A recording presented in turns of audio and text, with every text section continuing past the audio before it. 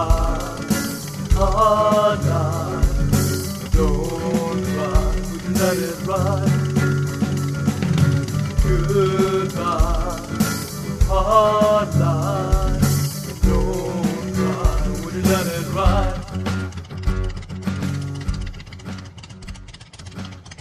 Tonight, we're taking a closer look at what experts are calling a rapid expansion of motorcycle gangs nationwide. They're not street gangs. They're more like the mob. They're more like organized crime on wheels. Sources tell WREL a New Year's Day homicide in Raleigh involved rival biker gangs. WREL investigates. Joe Fisher explains why these brotherhoods are viewed as local and national threats.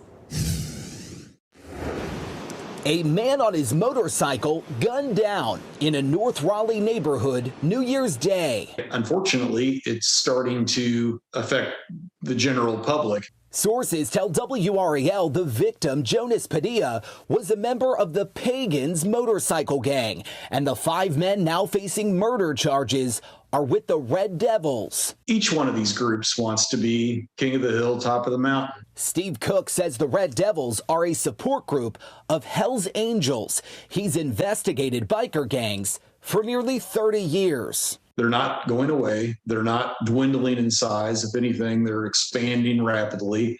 They're becoming increasingly more violent, a lot more public with their violence.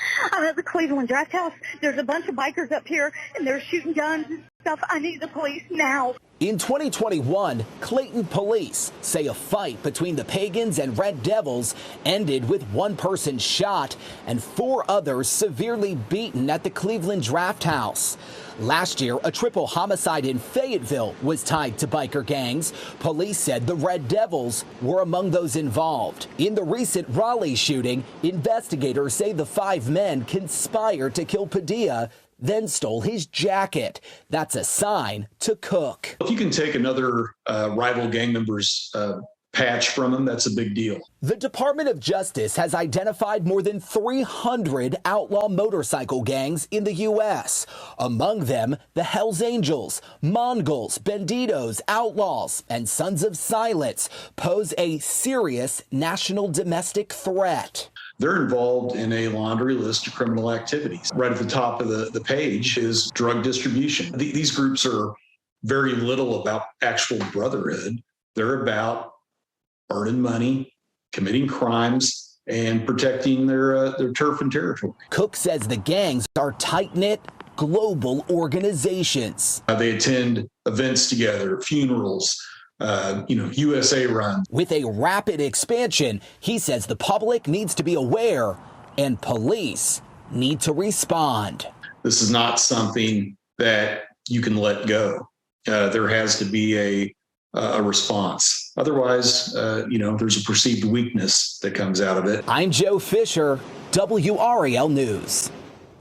Cook says retaliation is common for crimes involving biker gangs. However, it could happen anywhere because of how interconnected gangs have become nationwide. Greetings and welcome back. It's your host, Gabe Morales. We've been covering outlaw motorcycle gangs in the United States. I've talked for Steve Cook in Las Vegas, not on bikers, but on gangster rap and the police. Again, I do not consider myself to be a biker expert, but I rely on guys like Steve and others to keep me schooled and updated on them. As we covered multiple times now, the term One Percenter Motorcycle Club is commonly used to describe organizations such as the Hells Angels, Banditos, Outlaws, and Pagans, often called the Big Four. They are classified as such because they are 1% of the outlaw motorcycle gangs versus the 99% of motorcycle riders who are said to be law-abiding citizens, according to the American Motorcycle Association. The Sons of Silence are sometimes referred to as part of the Big Five, OMGs. But in addition to them, in my opinion, you could probably say there is a Big Seven group with the Vagos and Mongols, who were covered previously in this series. The Sons of Silence Motorcycle Club was founded in Newell, Colorado in 1966 by Bruce the Dude Richardson. As you see here, the Sons of Silence logo incorporates the Anheuser-Busch logo seen on Budweiser beer. They have a strict code of discipline and have enforcers to keep members in line and make sure that all rules are abided to. Leonard Lloyd Reed, also known as JR, became the club's president in the late 1970s and held this role for over 20 years. The Sons of Silence expanded during the 1970s into the Midwest portion of the United States and immediately clashed with the Outlaws. In 1980, peace talks were set up in Indianapolis between the two clubs, but the Outlaws asked the Sons of Silence to take their guns off inside of their clubhouse, and the Sons of Silence felt disrespected and left. They later came back and shot up the Outlaws' clubhouse with AK-47s, and National Outlaw Vice President Thomas Sainton Reeves was shot in the head. Sons of Silence member Stephen W. Cresson was later found guilty of the crime. Mid-1990s, JR joined forces with Richard Lester, a California attorney who was also a motorcycle enthusiast, and together they formed the Colorado Confederation of Clubs. This confederation was started as a way to improve communications between clubs in hopes of avoiding misunderstandings and unnecessary conflicts. This network could also be used by clubs to find legal assistance to battle against harassment and discrimination, often by the police. By 1997, this peace accord held for the most part in the state of Colorado. They have chapters in Colorado, including a standalone chapter in Denver, but they also are active in Arkansas, Florida, Illinois, Indiana, Kansas, Kentucky, Louisiana, Minnesota, Mississippi, Missouri, North and South Dakota, Tennessee, Utah, and Wyoming. In addition, they also have Nomads chapters. And as you can see, they have quite a few support clubs. As with other clubs, there are local and national runs. The Sturgis Run in South Dakota is mandatory for the Sons of Silence, and they know along the way they may travel through hostile territory and may bump into rivals. It is well known that they are enemies of the Hells Angels and are often aligned with the Mongols MC. While the Sons of Silence may not be as well known as the Hells Angels, Bandidos, Outlaws, or Pagans, they have been involved in criminal activities. Bruce Gale Richardson, one of the club's founders, was sentenced to 6 years in prison in 1984 for hiring an individual to organize a May 1984 abduction of a Dr. Michael York from a Buffalo, New York hotel. Evidently, this Dr. Rourke owed Bruce Richardson's wife, Patricia Stranahan, approximately $250,000 after a failed business venture. In April 1993, farmer Eugene Bellis entered a Gemini bar with an AK-47, 2 handguns, a knife, and 4 grenades, and began firing. Sons of Silence member Paul Klein, aka PK, who worked at the bar, was killed, along with another patron, and many others were injured. Eugene Bayless claimed that Paul Klein had shot at him with a pellet gun earlier that day, and after he was arrested and put on trial in 1995, Bayless was acquitted of murder charges. In August of 1993, Leonard Ray Shipley, former president of the Sons of Silence, was arrested and convicted for possession of methamphetamine and intent to distribute a controlled substance, as well as possession of an incendiary device. Also, there were several weapons located during a search warrant on his home. For this, he received 24 years in prison. In October 1999, one evening just after dark, SWAT teams raided 25 locations connected to the Sons of Silence in Colorado Springs, Commerce City, and Fort Collins, Colorado. The raids had come after 2 members of law enforcement had successfully infiltrated the club during an investigation into distribution of drugs within the state of Colorado. 39 members of the club were arrested and 48 guns were seized, including 24 machine guns, 4 hand grenades, 4 pipe bombs, and other devices that could be used for violence. Also seized was $25,000 in cash, 10 pounds of methamphetamine, and 8 Harley-Davidson motorcycles. The Sons of Silence have been featured on Gangland. However, there are no books written on them as far as I know.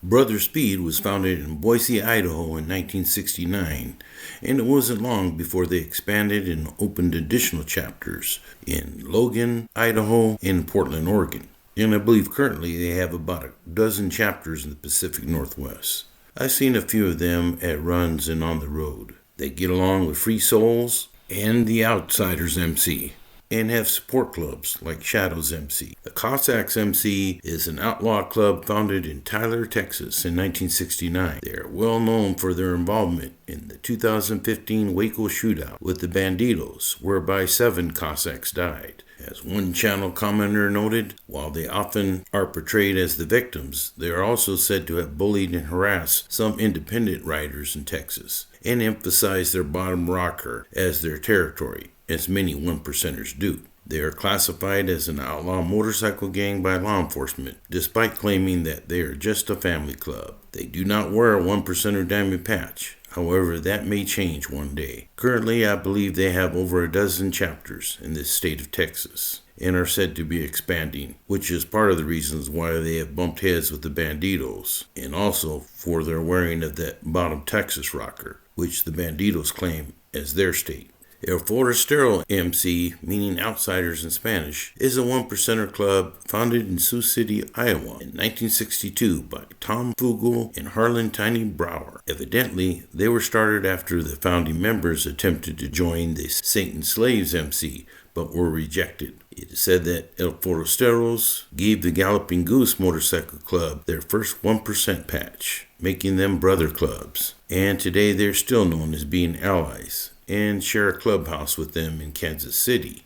They currently have over a half dozen chapters in the Midwest and are aligned with the Hangman MC. This picture here seems to indicate that they also get along with Bandidos MC as well as Hell's Angels. The Free Souls MC is a one-percenter club founded in Eugene, Oregon in 1968. They are not real big, but I have seen a few of them at runs. They are aligned with the Gypsy Jokers and appear to get along with the Vagos as well. And some of them have been the target of law enforcement operations. The Gypsy Jokers were founded on April Fool's Day, April 1st, 1956, in San Francisco, California. Not at the Washington State Penitentiary in 1956, as I've heard some claim. How do I know? My grandfather did time at the pen from the mid-1940s to 1950s for manslaughter and stated that no such thing occurred. It appears that in the 1970s, some lady did some interviews and put out a study claiming that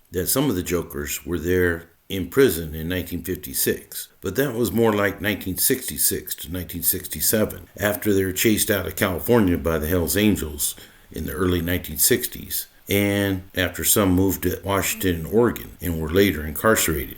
They are also active in Germany, Norway, South Africa, and are very big in Australia, where they have been the target of multiple law enforcement operations. But these overseas Jokers have different logos, except for the Germany ones, as seen here. I know these guys very well and have interviewed several of them in custody, such as shown in this pic that I took at the King County Jail. I also used to drive by their Burien clubhouse regularly, as I grew up on the west side of Seattle. They do not hide the fact that they're believers in white supremacy, and they have also invested in legitimate businesses. In the early 90s, when the Hells Angels had established themselves in Spokane, Washington, the Jokers resisted this move into their Northwest Territory. But eventually, the two gangs worked out their differences and could often be seen partying together. In April 2008, police raided the Jokers Clubhouse in Kennewick, Washington, and 4 people were arrested for possession of meth. Stolen property and weapons were also found during the raid. They had a very large-scale operation against them in Oregon. In 2015, the Jokers killed ousted member Robert Bagger Huggins, and the Portland chapter president was charged with ordering the killing after he was kidnapped and tortured. It is said that Huggins had burglarized the president's home.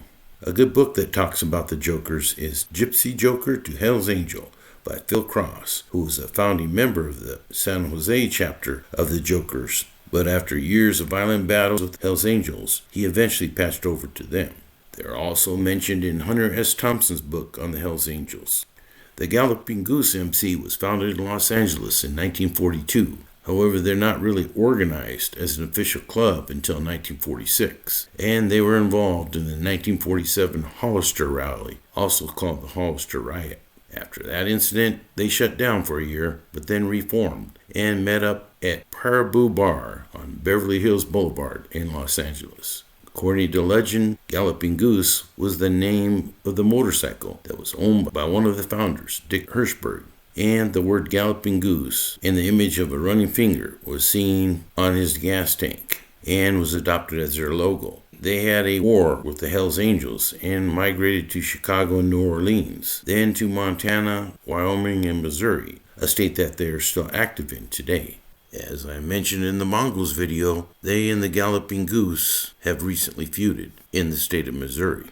The Outsiders MC were founded in 1968, and while they may not be as well known as some other national and international clubs, they are pretty big in the Pacific Northwest. Their symbol is a red cross with chopper handlebars, which they put on a sarape, unlike the cuts worn by most other outlaw motorcycle clubs, which are often placed on a leather or denim vest. They have chapters in Portland, Oregon, and Tacoma, Washington, and I've seen a few of them at runs and while driving down local highways. They are not affiliated with some other clubs in the U.S. who go by the same name. In December 1979, Outsiders member Robert Pigpen Christopher shot and killed a Portland police officer named David Crowther with a shotgun during a police raid at the Outsiders Portland clubhouse. Christopher claimed that the police failed to identify themselves as law enforcement when they entered the premises, so he fired at them in self-defense. It was later determined that the raid on the property was performed with an illegal warrant used with perjured statements from a fictitious police informant. Christopher was convicted of manslaughter, however later released after the police misconduct was brought to light.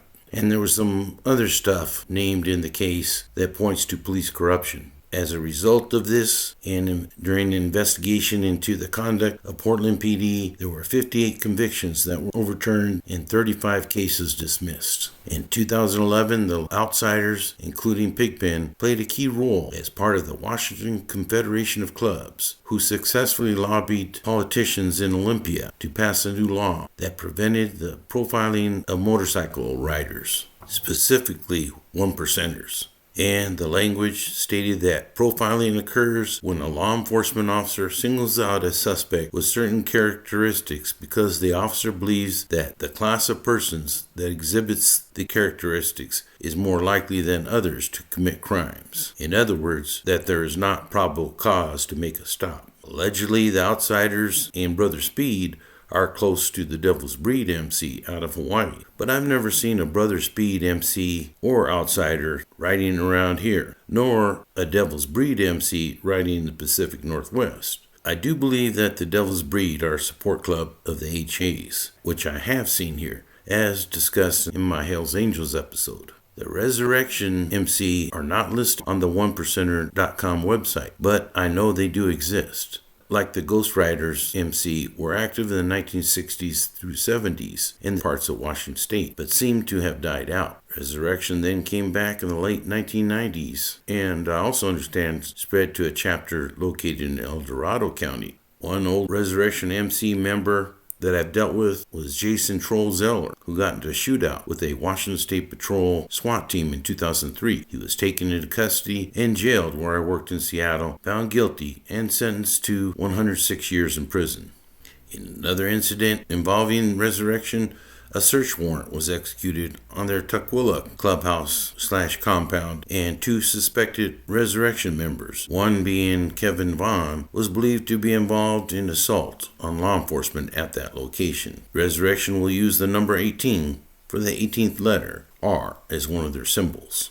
The Road Brothers MC is also not listed on onepercenter.com and deny that they are a one-percenter club, but they are considered to be one-percenters by many law enforcement in the Pacific Northwest. While they do a lot of good things like local food banks and raise funds to provide Thanksgiving baskets and Christmas presents for needy families who otherwise would go without, they are also said to back up the Gypsy Jokers MC. So in other words, they're considered to be a support club. I'm sure I'll hear some flack over that. The Warlocks MC was started by Tom Grubb Freeland in 1967.